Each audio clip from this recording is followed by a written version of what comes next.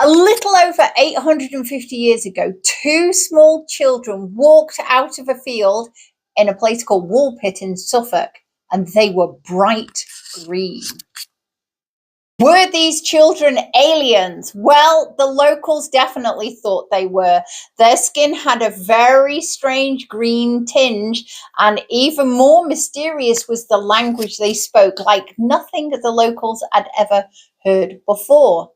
The two children, a young boy and a girl, were actually found in wolf pits in Woolpit.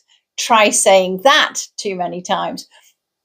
Yeah, surprisingly, they also had wolves around about the 11th century.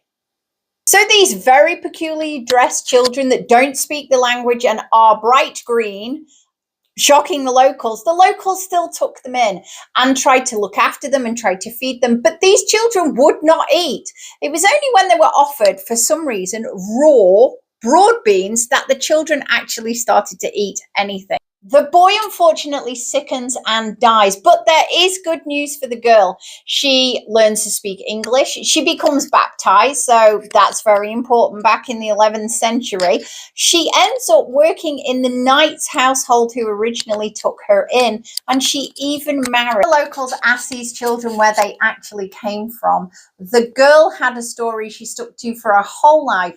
She said they came from St. Martin's Land and that they followed the sound of bells and came out through a cavern exit. Obviously, the people of Woolpit probably couldn't find the cavern, but she stuck to this story. St. Martin's Land, have you ever heard of a place that sounds like that?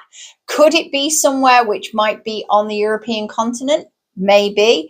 And we have to think, children speak about exiting through a cavern and people take it literally.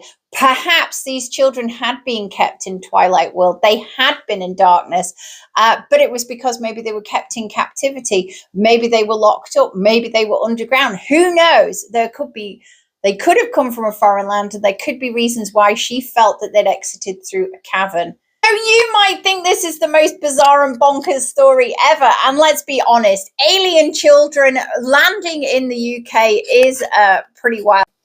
The thing is, this is very well documented and truly believed by the people in that 11th century, because Ralph of Coggeshall and William of Newburgh, both chroniclers of the time, wrote about these children in great detail, and their results marry up. There isn't any differences between the pair of them. So it does generally lead to the fact that something very realistic about two green children being found really did happen.